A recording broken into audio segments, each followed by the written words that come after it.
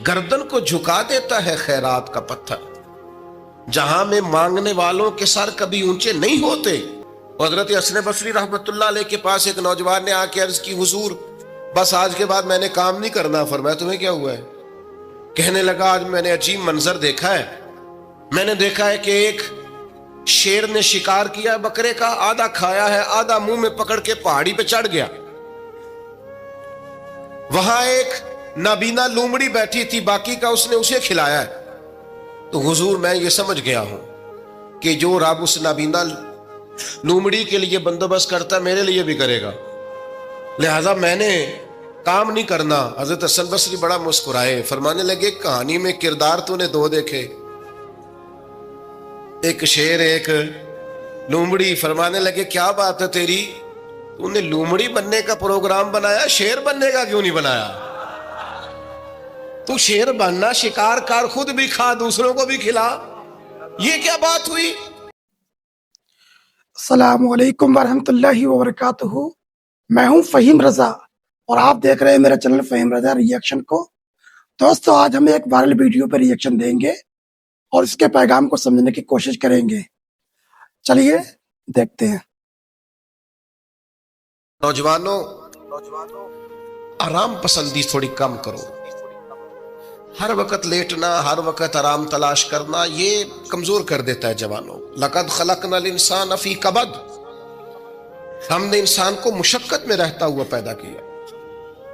मैंने अभी दोस्तों से कहा है, फिर आपकी खिदमत में अर्ज करता हूं, रात हो गई है तकरीबन 11 घंटे की। 7 बजे शाह होती है और 6 बजे के बाद ही उमूमन सब जगहों पे फजर की नमाज होती है, तो 11 घंटे की रात बनती। बहुत ज्यादा भी डॉक्टर कहता है कोई सोए तो 8 घंटे सो ले, नींद पूरी है। अगर इशा के बाद मोबाइल करो जल्दी बंद, तो जरा सहरी में उठो, बंदा हो जवान और उठ के पड़े ताज्जुद, तो मजा नहीं आ जाता। और जो सहरी के वक्त दुआ का मजा है, जो दुआ की लज्जत है, नबी करीम अलैहिस्सलाम ने सुबह सुबह सैयदा पाक को आवाज दे के कहा, ये हमारी तालीम के लिए। फरमाया, उठो, ये रब करीम से सवाल करने का वक्त है। पिछली रहमत, पिछली राती रहमत रब दी करे बुलंद आवाजा, ओ बख्शिश मंगन वाले कारण खुला जे दरवाजा। लेकिन हमारा मसला ये है कि जिस टाइम जागना है उस टाइम सोते हैं, जिस टाइम सोना है उस टाइम। एक गुजारिश तो ये है कि कोशिश करें इन रातों में तो कम से कम तहज्जुद पढ़ी जाए, और ये कोशिश करके देखें, मजा आएगा। और फिर इधर उधर लोगों को दुख बताने की बजाय ना, जब तहज्जुद की 2 रकते पढ़ ले तो सारा अपने रब की बारगाह में अर्ज कर दे। बोझ भी हल्का होगा दिल का, राज भी रखा जाएगा और करम भी हो जाएगा। और दूसरी गुजारिश ये है कि सरकार दो आलम अलैहिस्सलाम ने नौजवानों से कहा था, जवानों या निकाह करो या रोजे रखो। ये बड़े आसान दिन है रोजे रखने के लिए। रखें जी, आप लोग बैठ जाएं, अल्लाह आपको सलामत रखे, अल्लाह ताला बरकत दे। आप भी बैठ जाएं, अल्लाह ताला सबको बरकत अता करे। ये हुजूर के नाम की महफिल है ना जी, इसका अदब बहुत ज्यादा है। इसमें आप इस तरह खेलेंगे मोबाइलों के साथ तो ये वैसे ही अदब के खिलाफ। अल्लाह से 2-4 दोस्त बना लें, बाकियों को दे दें, काफी हो गया। लेकिन ये इस पे मसरूफ ना हो आप भाइयों। अल्लाह करीम ने इरशाद फरमाया कि वदाइयन इलल्लाह, हमने आपको दाइये इलल्लाह बनाया है, अल्लाह की जानिब दावत देने वाला। नबी अकरम सल्लल्लाहु ताला अलैहि वसल्लम ने जो अकायद और नजरियात हमें अता किए, अकीदा तौहीद और रिसालत की सूरत में, वो अकायद इतने जानदार और इतने मजबूत हैं कि वो बंदा मोमिन को ताकतवर कर देते हैं। आप देखिए, अरब के लोग मुख्तलिफ किस्म की ओहाम परस्तियों का शिकार थे। उनका यह ख्याल था कि जब हज करके वो आए हैं तो वो घरों के दरवाजों से दाखिल नहीं हुआ करते थे, बल्कि छतों से कूद कर आते। और कुरान मजीद फरमाता है कि इसको नेकी जानते हो। फिर वो बैतुल्ला शरीफ का तवाफ करते तो माज़अल्लाह कपड़े उतार के करते। ओहाम परस्तियां, तरह तरह की बातें। मिस्र में एक दरिया था, एक औरत को ज़िबा करके डालेंगे तो फिर दरिया चलेगा। मुख्तलिफ ओहाम लोगों ने पाल लिए थे। آج بھی مسلمانوں کے اندر ڈھیر ساری ایسی چیزیں آ گئی ہیں جو ضعف اعتقادی کا باعث بنتی ہیں. اس کی کو ذرا کم کر دیں بھائی. آپ دیکھیے لوگ علماء کے پاس نہیں جاتے، باباؤں کے پاس جاتے. تعویذ دھاگا، کالا جادو، نیلا جادو. جس نوجوان کا کام کرنے کو دل نہیں کرتا اسے جادو ہو جاتا ہے. اور پھر یہ کہ کالی بلی رستہ کاٹ گئی تھی، اور پھر یہ کہ میں باہر نکلنے لگا تو کسی نے آواز دے دی تھی. عجیب قسم کی اوہام پرستیوں کا لوگ شکار ہیں. نبی پاک صلی اللہ تعالی علیہ وسلم داعی اللہ ہے. سرکار نے لوگوں کے نظریات کو پختہ کیا. حضور علیہ السلام کے فیوزات روحانیہ سے لوگوں کے دل طاقتور ہوتے تھے. مضبوط فکریں، مضبوط عقیدے سرکار کے وسیلے سے مسلمانوں کو نصیب ہوئے. ہم جیسے جیسے دیکھیں نا تصوف اور طریق میں آپ کو عرض کروں، صوفیہ کرام کا اصل موضوع عقیدہ توحید ہے. اصل موضوع ان کا ہے. یہ وہ لوگ ہیں جو لوگوں کو صحیح معنوں میں توکل کا، صبر کا، شکر کا، قناعت کا، رجوع اللہ کا سبق دیتے ہیں. اصل موضوع ان کا ہے. لیکن اب چونکہ صوفیہ کی جماعت میں وہ لوگ اللہ ماشاءاللہ خال خال رہ گئے، اور پھر یہ کہ بیٹھ گئے تعویذ دھاگے دینے والے، زاغوں کے تصرف میں، عقابوں کے نشے من. نتیجہ اس کا بڑا خطرناک برآمد ہوتا ہے. مضبوط فکریں. کبھی آپ اس روایت کو دیکھیں اور یاد کر لیں نا تو یہ بڑا نفع دیتی ہے. نبی کریم علیہ السلام نے حضرت عبداللہ ابن عباس رضی اللہ تعالیٰ عنہ سے فرمایا، عبداللہ، ساری دنیا مل کے تیرا بھلا کرنا چاہے کر نہیں سکتی جب تک رب نہ چاہے.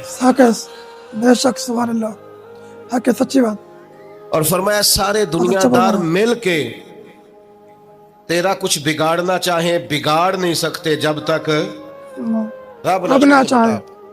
جب تک اللہ نہ چاہے تو پھر رجوع تو اللہ کی جانب کرنا چاہیے.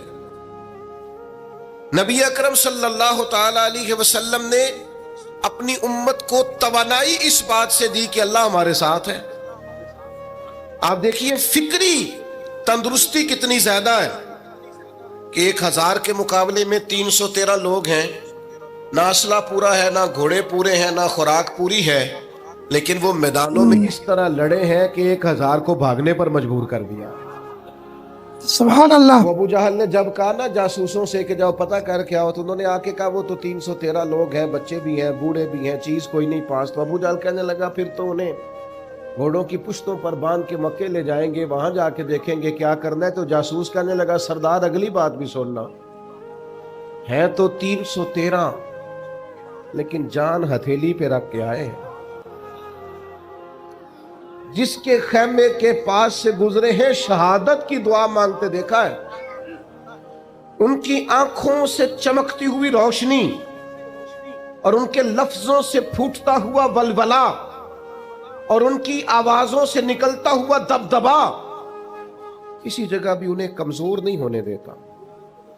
ان کے اندر کہیں بھی کوئی کمزوری نہیں آنے دیتا.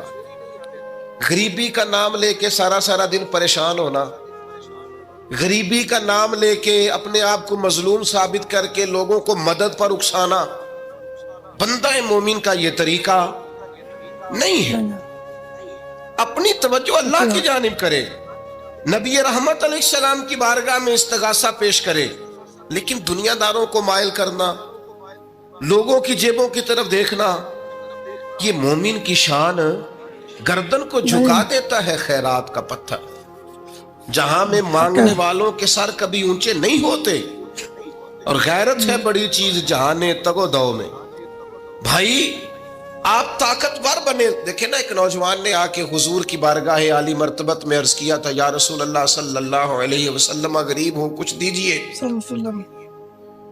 تو حضرت جابر ابن عبداللہ رضی اللہ تعالیٰ عنہ فرماتے ہیں ہم نے حضور سے بڑا کچھ سنا، یہ لفظ نہیں لفظ لا، یعنی میرے پاس نہیں ہے، یہ ہم نے حضور سے سنا ہی نہیں.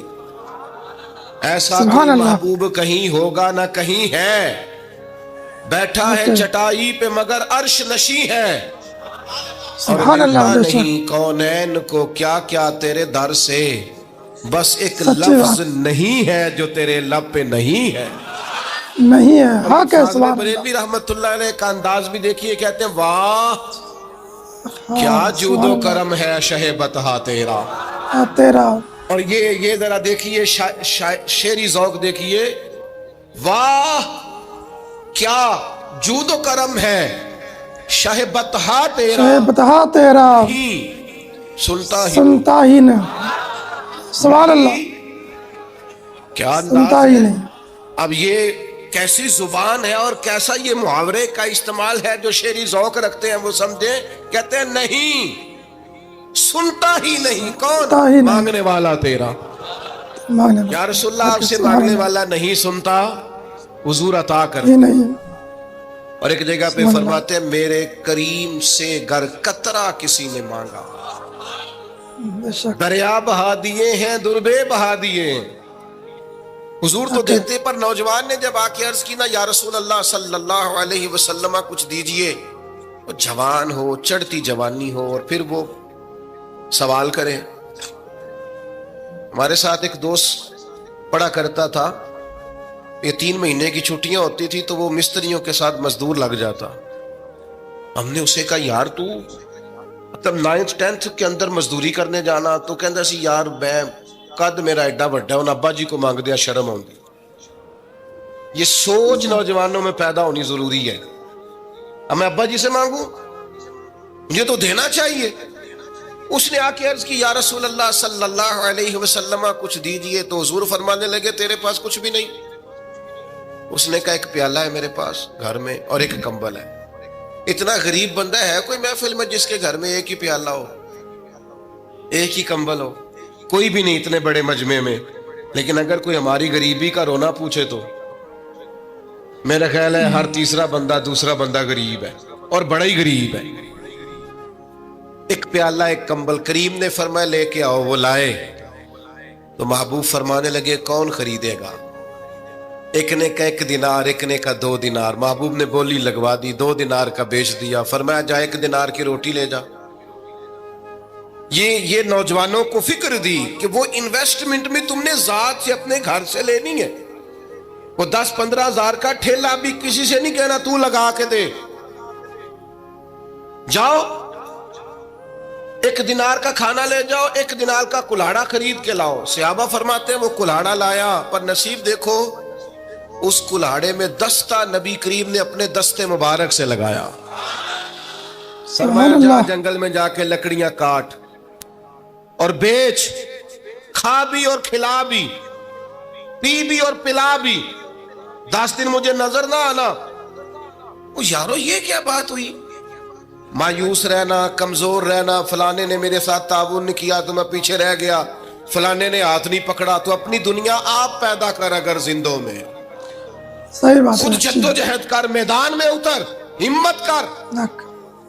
حضرت حسن بصری رحمت اللہ علیہ کے پاس ایک نوجوان نے آ کے عرض کی حضور بس آج کے بعد میں نے کام نہیں کرنا۔ فرمایا تمہیں کیا ہوا ہے؟ کہنے لگا آج میں نے عجیب منظر دیکھا ہے، میں نے دیکھا ہے کہ ایک شیر نے شکار کیا بکرے کا، آدھا کھایا ہے، آدھا منہ میں پکڑ کے پہاڑی پہ چڑھ گیا، وہاں ایک نابینا لومڑی بیٹھی تھی، باقی کا اس نے اسے کھلایا ہے۔ تو حضور میں یہ سمجھ گیا ہوں کہ جو رب اس نابینا لومڑی کے لیے بندوبست کرتا ہے میرے لیے بھی کرے گا، لہذا میں نے کام نہیں کرنا۔ حضرت حسن بصری بڑا مسکرائے، فرمانے لگے کہانی میں کردار تو نے 2 دیکھے، ایک شیر ایک لومڑی۔ فرمانے لگے کیا بات ہے تیری، تو نے لومڑی بننے کا پروگرام بنایا، شیر بننے کا کیوں نہیں بنایا؟ صحیح بات تو شیر بننا، شکار کر، خود بھی کھا دوسروں کو بھی کھلا، یہ کیا بات ہوئی؟ امت کے جوان فائلیں لیے دفتروں کے چکر لگاتے اور اپنی بغل میں کاغذات لیے امبیسیوں کے پھیرے کاٹتے اور ایجنٹوں سے سوال کرتے کہ مجھے ملک سے باہر جانا ہے، کیا طریقہ ہے؟ یہاں رہ کے بھی محنت ہو سکتی ہے، اپنی مٹی پہ چلنے کا سلیقہ سیکھو، سنگ مرمر پہ چلو گے تو پھسل جاؤ گے۔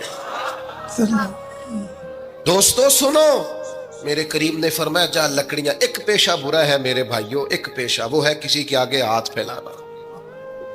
باقی دنیا میں کوئی پیشہ برا جو ٹھیلا لگاتا ہے اور مالٹے بیچتا ہے اور سیب بیچتا ہے بڑا عزت والا آدمی.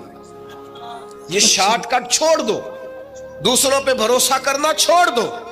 وہ شاعر ایک بیٹھا تھا نا, شاعر مجھ سے ناراض نہ ہو جائیں, تو کئی دفعہ وہ شعر و شاعری میں بھی ان کی حالت بڑی خستہ ہو جاتی ہے. جن دنوں لوگ پتلے کپڑے پہنتے ہیں, بعض شاعروں نے ان دنوں میں بھی موٹی چادر لی ہوئی ہوتی ہے. تو ایک جگہ بیچارہ بیٹھا تھا کونے میں, اللہ ماشاءاللہ سب کی بات نہیں, تو حالت ایسی خستہ تھی. ایک بندہ 5 روپے پھینک گیا, تو تھا خوددار, بڑی تکلیف کو اٹھا اپنے پیسے. تو اس نے کہا آپ کی حالت بتا رہی ہے, آپ کو ضرورت ہے. اس نے کہا ضرورت پڑی تو اللہ رسول سے مانگوں گا, تیرے سے کیوں مانگوں گا. شعر بڑا قیمتی کہا. اس نے کہا یہ آرزوئے کرم اور میں آپ سے کروں, یہ آرزوئے کرم اور میں آپ سے کروں, یہ بھیک اس کو دیجئے جس کا خدا نہ ہو. سبحان اللہ. میں تو وارث ہے میرے اللہ رسول, میں کو لوارث ہوں کہ تیرے سے مانگتا پھروں.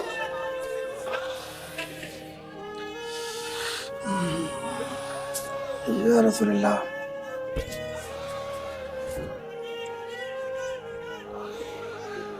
ماشاءاللہ ماشاءاللہ. ماشاء اللہ. اللہ اکبر. یا اللہ. بس ہم سمجھے ہماری قیمت وصول ہو گئی. اگر خودداری پر نوجوان نعرے لگانے لگ گئے تو پھر تو بات بن گئی.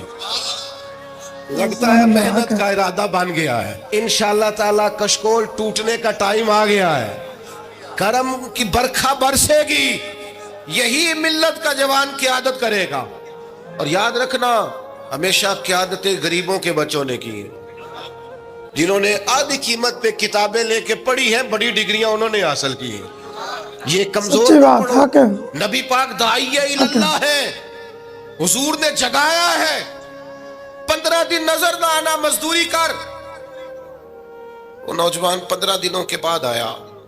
اب تیرا حال کیا ہے؟ اس نے کہا حضور پہلے ایک پیالہ تھا نا, اب سارے گھر کے برتن بن گئے.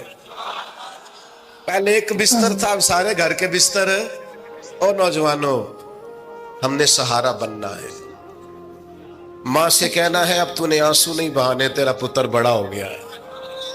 بہن سے کہنا ہے اب تو کبھی پریشان نہیں ہوگی, تیرا بھائی بڑا ہو گیا ہے. بوڑھے باپ کے پاس بیٹھ کے کہنا ابا جی بس اب آنسو پوچھ دو, آج کے بعد پریشان نہیں ہونا, پتر جوان ہے.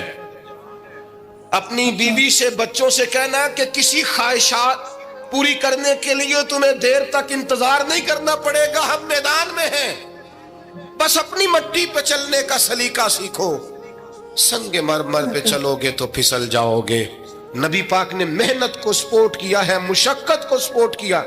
حضور علیہ السلام نے فرمایا سب سے بہترین کمائی وہ ہے جو تو اپنے 2 ہاتھوں سے محنت کر کے کھاتا ہے. فرمایا اللہ کے نبی حضرت داؤد علیہ السلام محنت کر کے کمایا کرتے. سنگیوں کام کرنا. اور دوسری بات, بھروسہ اللہ رسول پہ. بھروسہ, ادھر دیکھو میری اللہ طرف. رسول پہ. دنیا داروں سے امیدیں لگا لیتے ہو بہت زیادہ, تو دنیا دار بندے بیچارے کمزور ہوتے ہیں. جی یہ الیکشن کے دن تھے, گزشتہ سے پیوستہ الیکشن جو گزرا ہے, تو میرا ایک پیار والا دوست بھی ایک ایم کے امیدوار کا بڑا ووٹر سپورٹر تھا. یہاں اس کا بیج فوٹو والا لگایا ہوا تھا. میں رات کو دیر سے جلسے سے لوٹ رہا تھا, تو وہ کھڑا تھا باہر, اور اندر امیدوار صاحب تقریر کر رہے تھے. میں نے کہا ادھر آ. وہ آ گیا. میں نے کہا تو بڑا ووٹر سپورٹر ہے, جا تقریر سن جا کے, تیرا لیڈر تقریر کر رہا ہے, تو باہر گھوم رہا ہے. کہندا ہے پیر صاحب جھوٹ پہ ماردا جو سارے, جھوٹ بول رہا ہے, کرنا کرانا کچھ نہیں. تو میں کہ یار جی ایڈے پکے ووٹر سپورٹر تو بھی پتا ہے کہ جھوٹ پہ ماردا ہے, تو ہم تو ویسے ہی سپورٹر نہیں ہیں. ہم نے تو کی محبت تو سیاست کا چلن چھوڑ دیا. ہم اگر عشق نہ کرتے تو حکومت کرتے. او بھائی, جب پکے ووٹر سپورٹروں کو امیدیں نہیں ہیں, تو آپ کن سے امیدیں لگائے بیٹھے ہیں؟ آپ جدوجہد کریں, اور امیدیں اللہ رسول سے. نبی پاک علیہ السلام نے فرمایا جو رب پہ بھروسہ کرے گا اللہ کی رحمت اس کی کفایت کرے گی. وَمَن يَتَوَكَّلْ عَلَى اللَّهِ فَهُوَ حَسْبُهُ, وہ اللہ پہ بھروسہ کرے گا اللہ اس کے لیے کافی ہو جائے گا. ادھر دیکھو یار موبائلوں والے دوستوں، بات سنو، گھبراہٹ نہیں، ٹینشن نہیں، انزائٹی نہیں، ڈپریشن نہیں. مومن اور ڈپریشن، مومن اور انزائٹی، مومن اور ٹینشن. او جی مجھے پتہ نہیں مجھے کیا ہو رہا ہے، جی مجھے خوف آتا ہے. آپ کو خوف آتا ہے مومن ہو کے؟ آپ کو یہ کرونا کے دن تھے تو مجھے لے گئے ایک سرکاری ہاسپٹل میں، آپ کچھ یہاں بات کریں، لوگوں کو حوصلہ دیں. تو ایک ڈاکٹر صاحب مجھ سے کہنے لگے جی مجھے نہ تنگ جگہ بڑی گھٹن ہوتی ہے، تو موت سے بڑا ڈر آتا ہے، قبر تو بڑی تنگ ہوتی ہے. میں نے کہا ڈاکٹر صاحب کچھ بھی. کہنے لگے سانس ہی نہیں آتا، چاروں جانب سے بند ہے. تو میں نے کہا بچہ بھی تو ماں کے پیٹ میں سانس لیتا ہے نا. آپ نے تو سبحان اللہ کہا. وہ ڈاکٹر تھے، انہوں نے نہیں کہا. وہ کہنے لگی جو تے اماں لیندی صاحب. ہنستے نہیں جی، باتیں ہنسنے کو نہیں سنا رہا، میں فکری باتیں کر رہا ہوں. کہا وہ تو اماں آکسیجن لیتی ہے تو بچے کو جاتی ہے. تو میں نے کہا چلے ڈاکٹر صاحب وہ جو انڈے سے بچہ نکلتا ہے اس کے تو چاروں جانوں کوئی صورت نہیں ہوتی سانس کی. تو مجھے کہنے لگے آپ کہنا کیا چاہتے ہیں؟ میں نے کہا میں یہ کہنا چاہتا ہوں قبر کی دو حالتیں ہیں. قبر دوزخ کے گڑھوں میں سے گڑھا بھی ہے اور جنت کے باغوں میں سے باغ بھی ہے. سبحان اللہ. سنو یار، اللہ آپ کو خوش رکھے. ماشاء اللہ. سنیں جی سنیں، میں نے کہا اگر کسی کا یہ ذہن بن جائے کہ مرنے کے بعد میں نے باغ میں جانا ہے، ایک منٹ کے لیے سوچو نا یار. یعنی ادھر قبر بند ہوئی تو نیچے باغ، اور باغ بھی معمولی نہیں، جنت کے باغوں میں سے باغ. اور باغ ایسا شاندار جس میں آنکھ کھلی تو پہلی زیارت ہی مدینے والے معبود کی. سبحان اللہ. بے شک حق ہے. اگر ویڈیو پسند آیا ہو تو لائک کریں اور چینل کو سپورٹ کریں.